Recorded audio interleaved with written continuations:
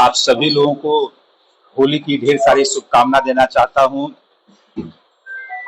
मेरे साथ मधुबनी के मेयर बड़े भाई मौजूद हैं और आज हम लोगों ने तय किया कि नवंबर में जब चुनाव का रिजल्ट आया और जब हम लोग विधानसभा में शपथ के बाद लगभग 2 सत्र विधानसभा का चला और यह जो सत्र था यह हम लोगों का 1 महीने का सत्र था, जिसको हम लोग बजट सेशन हम लोगों ने कहा। और इस 1-1.5 महीने में बहुत सारे कार्य मधुबनी विधानसभा क्षेत्र और ओवरऑल मधुबनी जिला के लिए हम लोगों ने निष्पादन किया।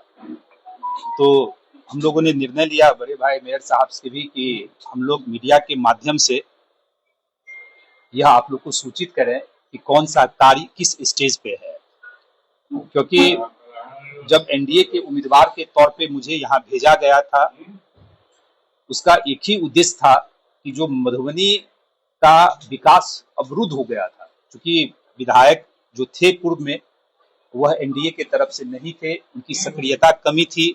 उसी कारण बहुत कुछ चाहते हुए भी क्षेत्र में जो है, खासकर शहरी क्षेत्र और ग्रामीण क्षेत्र दोनों की मैं बात कर रहा हूँ, जिस तरह का विकास कार्य होना चाहिए था वह विकास कार्य नहीं हो पाया।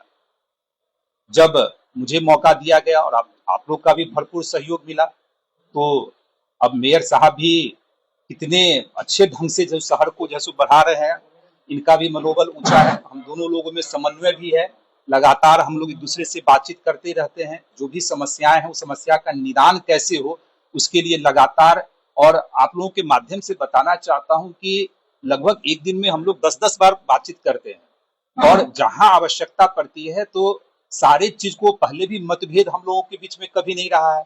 और पटना भी आते हैं, अभी मेयर साहब पटना आए थे, जहां मेरे साथ दोनों डिप्टी चीफ मिनिस्टर से, उद्योग मंत्री से हम लोगों ने संयुक्त रूप से मुलाकात किया था पटना में, जहां बहुत सारे जो हम लोग के जिला और अपने शहरी क्षेत्र का जो मुद्दा था उसको भी हम लोगों ने गंभीरता से उठाने का काम किया।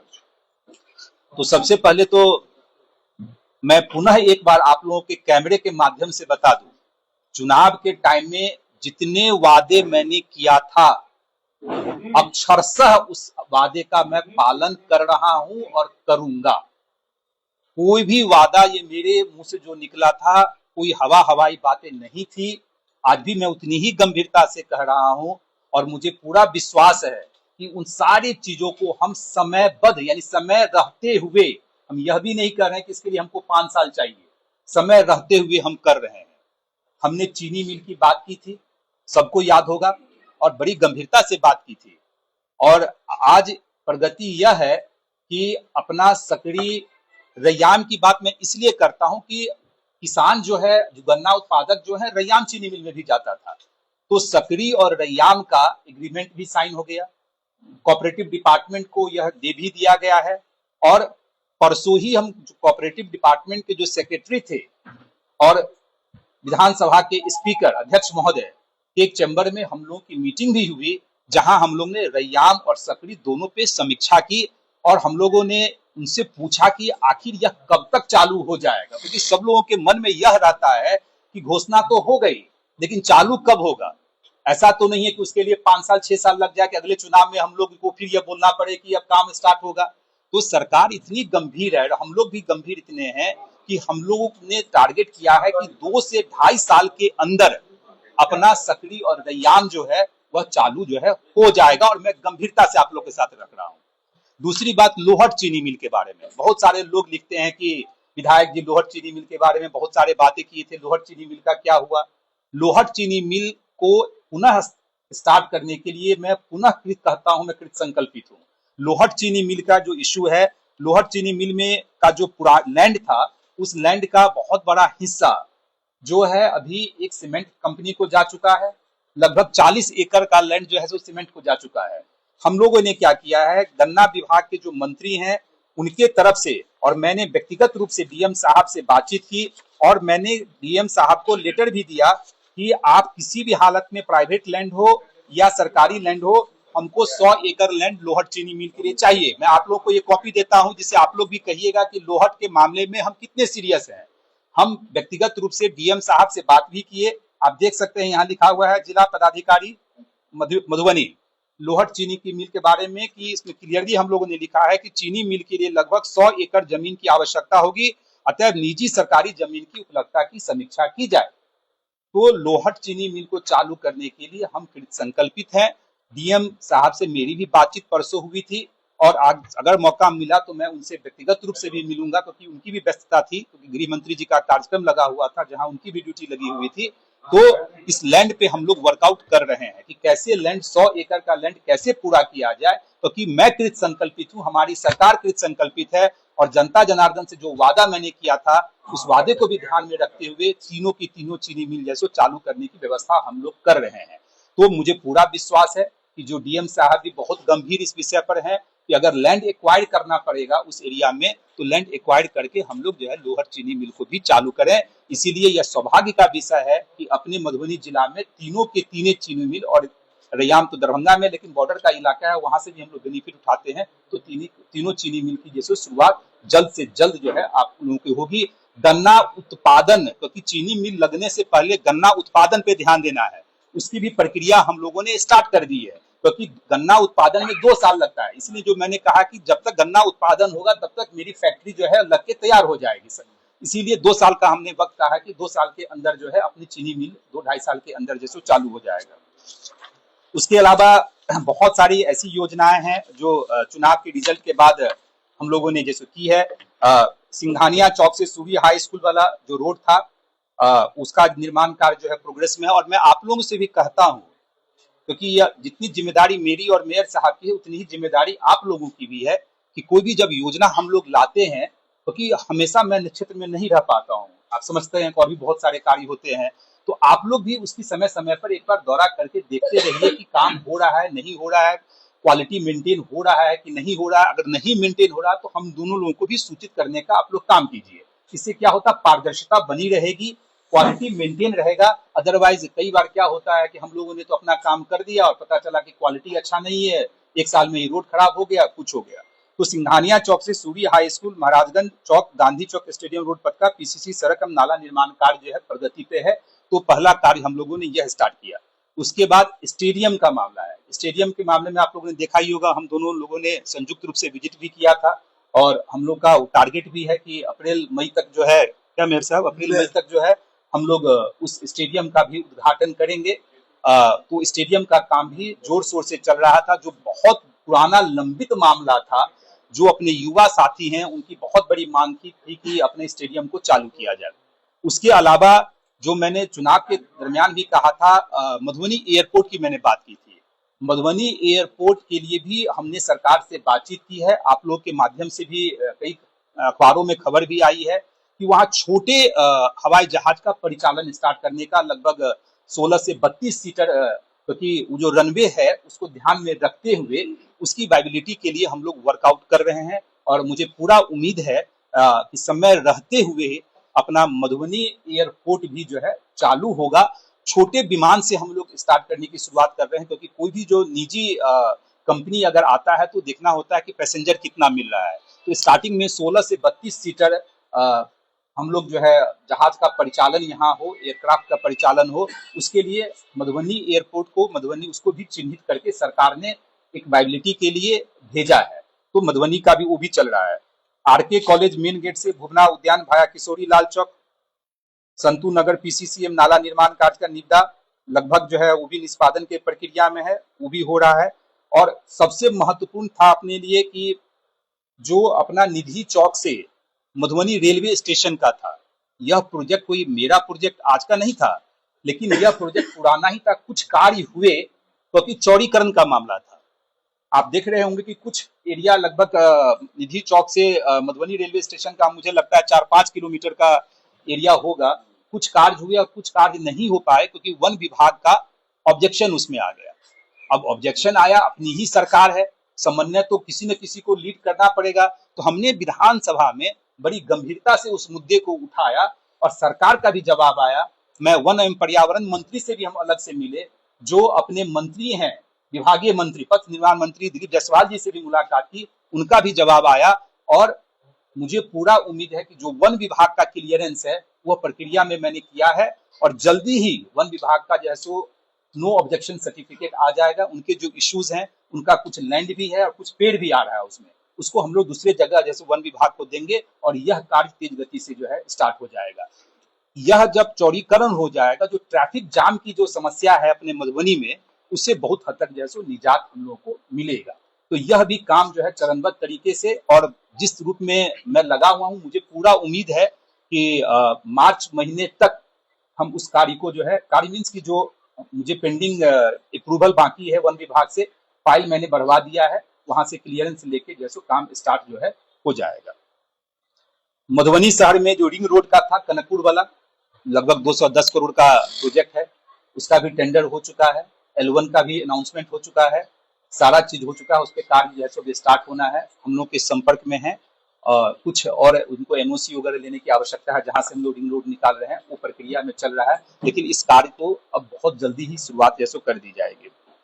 अभी मधुबनी के सकरी इंडस्ट्रियल एरिया, सकरी या पंडौल दोनों कहिए, लगभग 19 करोड़ की लागत से लगभग 200 बेड का वर्किंग महिलाओं के लिए हॉस्टल की व्यवस्था जो है हम लोग की जो मुख्यमंत्री जी की योजना है उसमें मधुबनी, और वह काम जो है ना काफी प्लिंथ लेवल तक अभी काम हो चुका है, जो संभवतः अगर मुझे मौका मिलेगा तो मैं आज विजिट भी करूंगा।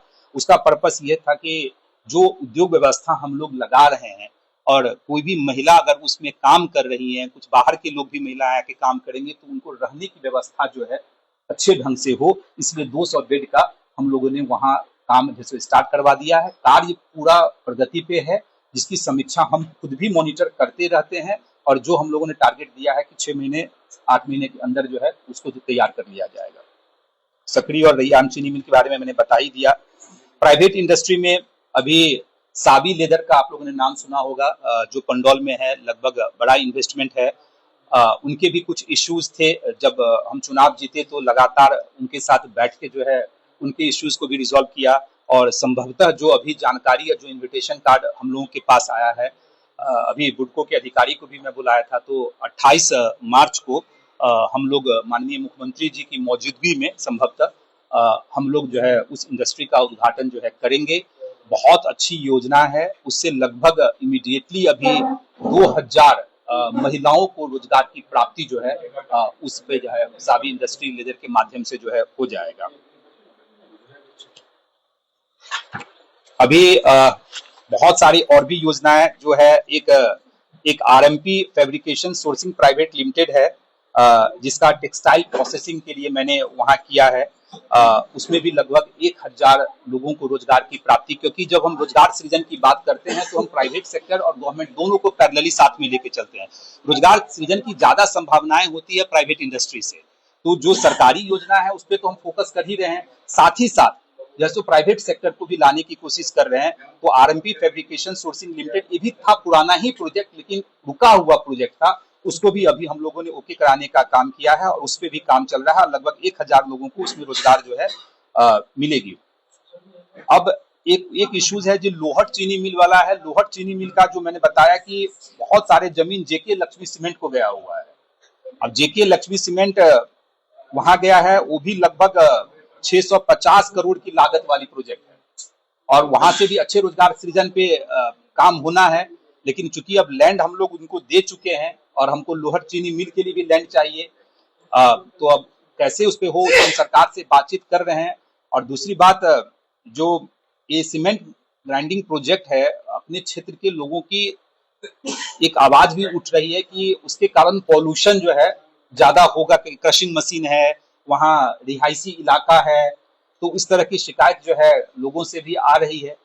लेकिन यह प्रोजेक्ट बड़ा प्रोजेक्ट है, अब इसमें हम लोग को देखने की आवश्यकता है। मैं लगा हुआ हूँ कि इसका क्या समाधान निकाला जाए, उसका भी हम लोग व्यवस्था कर रहे हैं। उसके अलावा रिलायंस का जो है बायोफ्यूल का है, वो भी एक अच्छा प्रोजेक्ट है, रिलायंस कंपनी सब जानते ही हैं, तो उस पर भी काम स्टार्ट हो चुका है। लगातार जो उसके प्रोजेक्ट डायरेक्टर हैं हम लोग के संपर्क में है, उस कार्य को भी लगातार समीक्षा करते हुए जितना जल्दी हो सके उसको स्थापित करके लोगों को रोजगार पे जो है वहाँ अच्छी खासी संख्या में लोगों को रोजगार रिलायंस बायोफ्यूल के माध्यम से जो है पता चलेगा।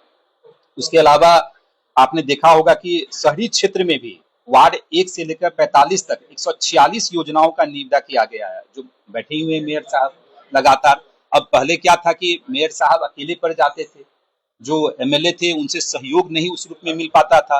अपनी क्षमता का तो उन्होंने भरपूर पहले भी जैसे किया है और अभी लगातार जो है कभी-कभी तो कहते भी हैं कि मुझे लग रहा था कि पहले हम ही एक काम करते हैं, अब तो विधायक भी ऐसा आ गए हैं कि लगता है कि टक्कर दे रहे हैं, हम दोनों लोग मिलके जो है 18 घंटा 19 घंटा काम करते हैं।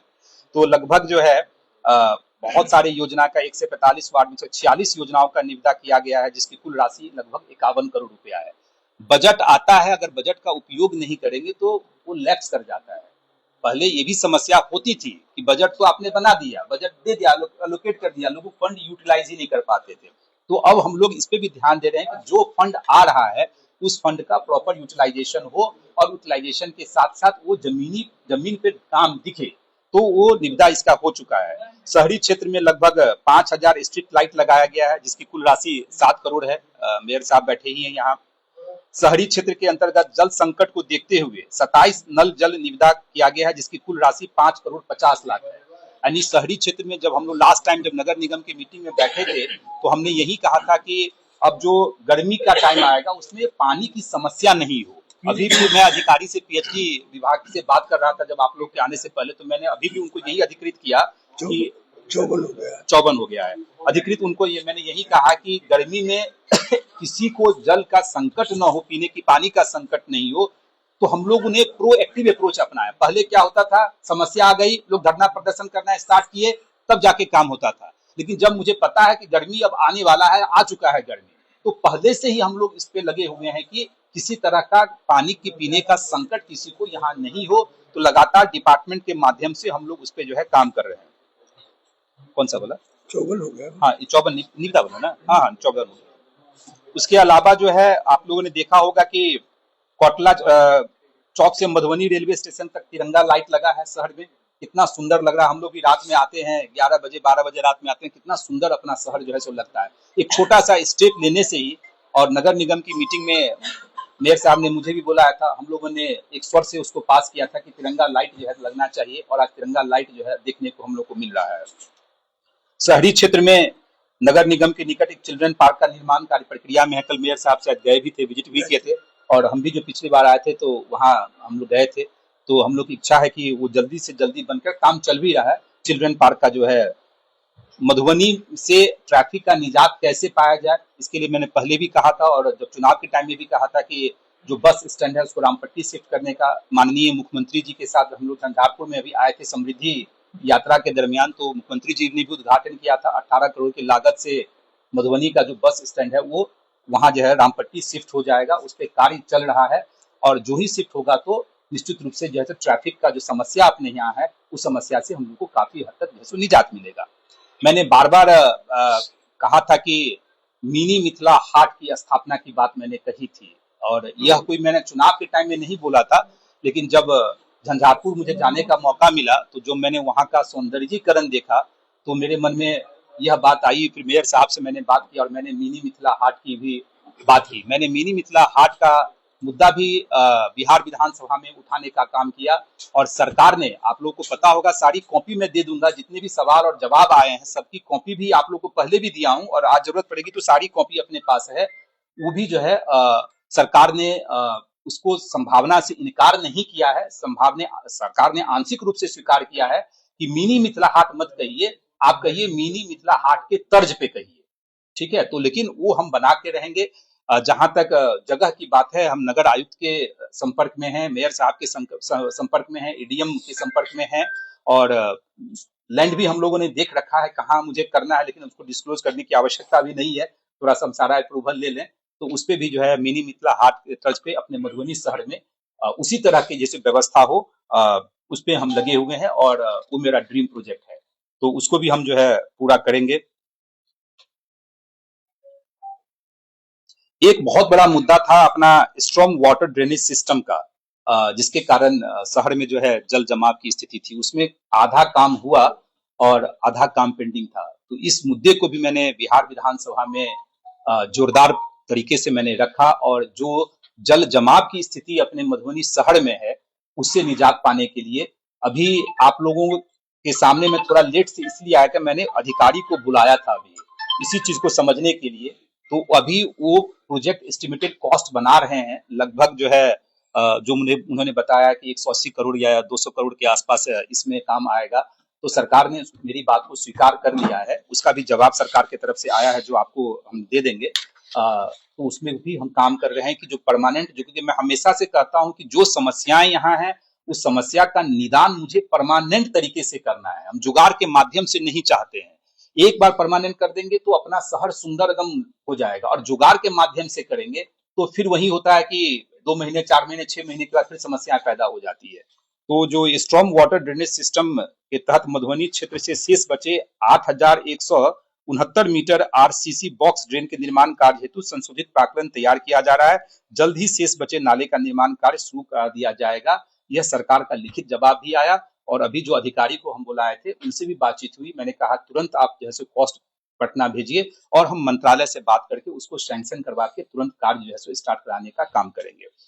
यही सारी चीजें थी। उसके अलावा बहुत सारी योजनाएं मेरे मन में है, और बहुत सारी योजना का खुलासा मैं समय रहते करूंगा, आज करना उचित नहीं है क्योंकि अभी वह प्रोजेक्ट इन प्रिंसिपल अप्रूवल में है। कुछ एनएच से जुड़ा हुआ मामला भी है, उस पर हम और माननीय मंत्री हम लगातार उस पर काम कर रहे हैं कि मधुबनी को दरभंगा एयरपोर्ट से कैसे जोड़ा जाए, उस पर हम वर्कआउट कर रहे हैं। उसके पीछे 2 रीजन है कि जो मखाना बोर्ड की स्थापना की हम लोगों ने तो बात की, तो मखाना का उत्पादन अपने क्षेत्र में भी होता है, तो उसका ट्रांसपोर्टेशन कैसे हो, उसकी कनेक्टिविटी, क्योंकि यहाँ का जो अपना हम लोग स्टार्ट करने का सोच रहे हैं छोटे एयरलाइंस के लिए सोच रहे हैं, यहाँ तो बड़ी एयरलाइंस आएगी नहीं, तो दरभंगा एयरपोर्ट से कनेक्टिविटी कैसे अपने अच्छे ढंग से बढ़े, उसके लिए हम भारत सरकार के माध्यम से कि एनएचएआई के माध्यम से जो है उस पर हम लोग वर्कआउट कर रहे हैं। उसका रूट क्या होगा नहीं होगा, जब विस्तृत रूप से सारी बातें आ जाएंगी तब आप लोग के समक्ष रखूंगा, लेकिन उस पर भी कार्य जो है प्रगति पे है और मुझे पूरा विश्वास है कि उस कार्य को भी हम करवाने का काम कर लेंगे।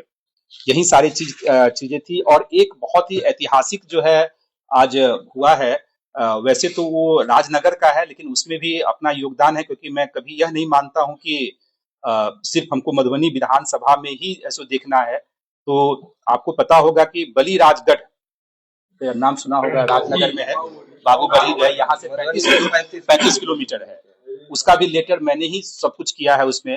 तो मधुबनी जिले के बलिराजगढ़ में स्थित प्राचीन गढ़, जिसे राजा बलि का गढ़ भी कहा जाता है, यानी पुरातत्व के हिसाब से इतना ऐतिहासिक महत्व है उस जगह का कि अवशेषों के उत्खनन कार्य किए जाने की स्वीकृति भारतीय पुरातत्व सर्वेक्षण द्वारा प्रदान कर दी गई है। इसका भी लेटर जो है आप लोगों को देंगे।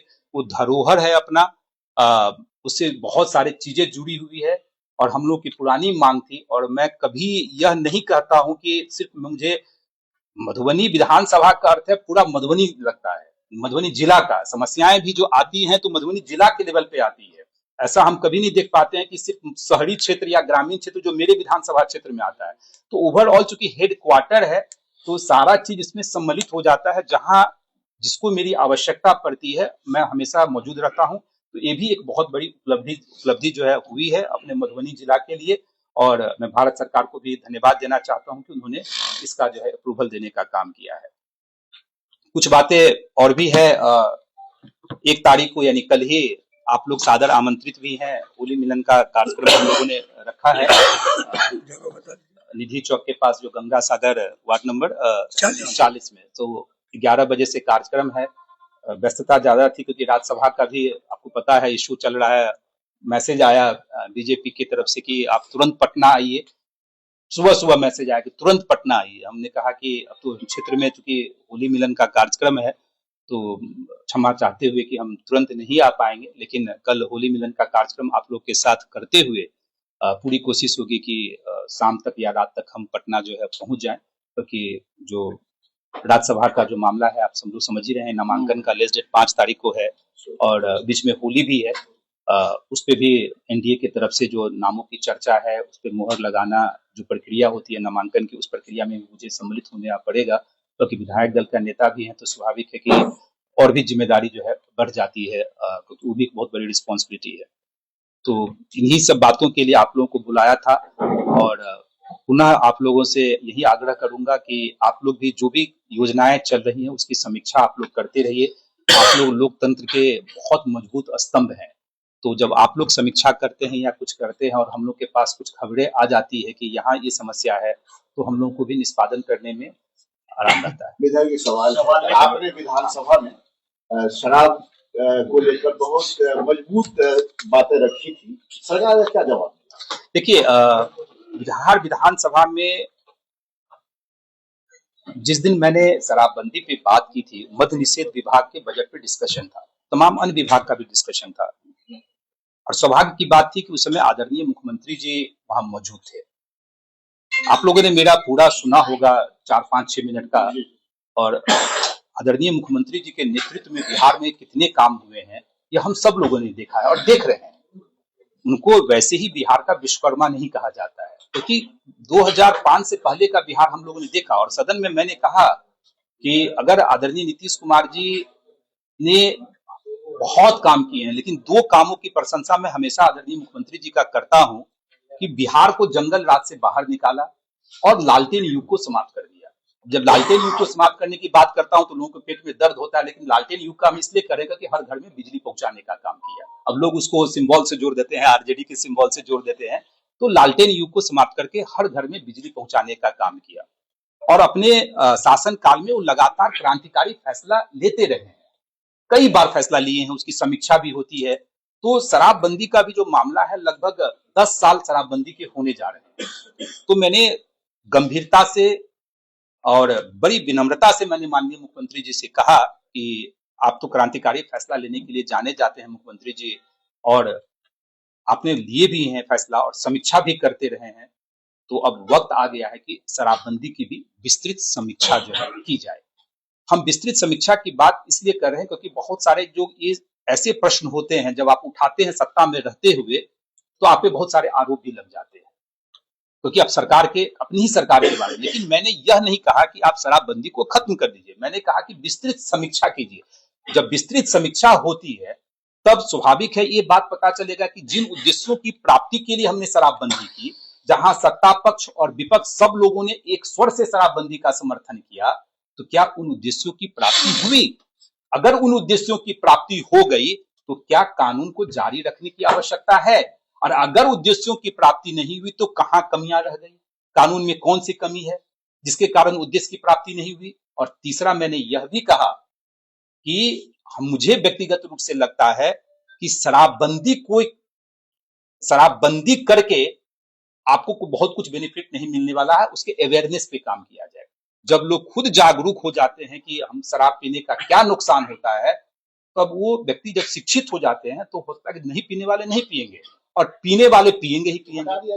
तो मैंने यही कहा कि विस्तृत समीक्षा जो है इसकी हो, और जब मैंने यह बात उठाया तो पूरा 21 दिन के सत्र में खाली शराबबंदी ही छाया रहा।